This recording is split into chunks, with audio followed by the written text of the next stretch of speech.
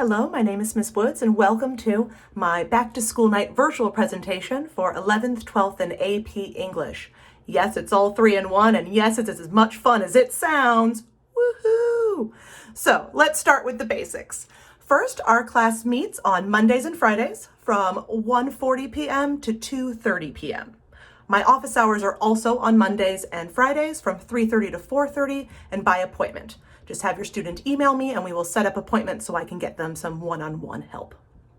All the curriculum for our units, and that includes class activities, checkpoints, and final products, can be found on the PLP.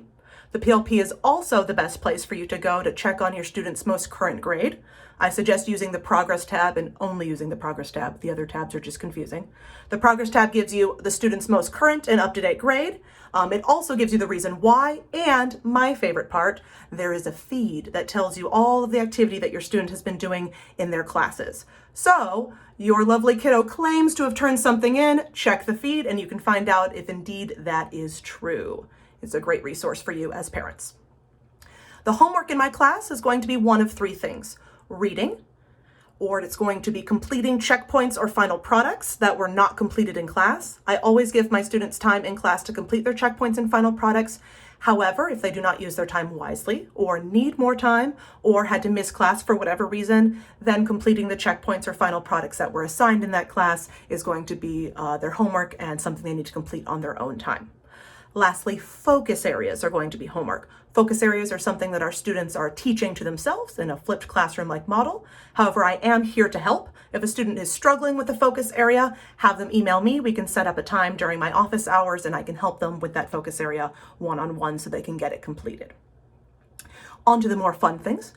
The theme for our year is agency. So exploring both what agency means in terms of empowerment, in terms of responsibility, and in terms of resilience. And we're going to be exploring this theme as we read our literature for the year.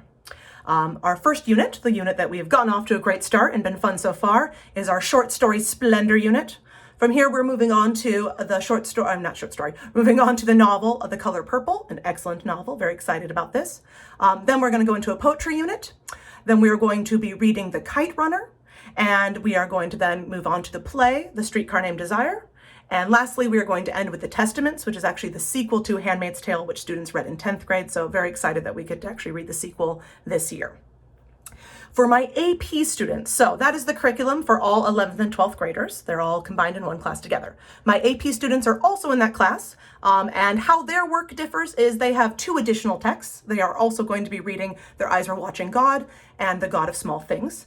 And so they're going to be pairing those up, and they will have additional checkpoints and final products to go along with those texts.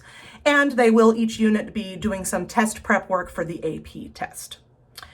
I am here to help, so please, if you have any questions, comments, compliments, want to contact me for any reason, please email me at veronica.woods@cocospa.org. I am very excited about this year and everything that we get to learn together.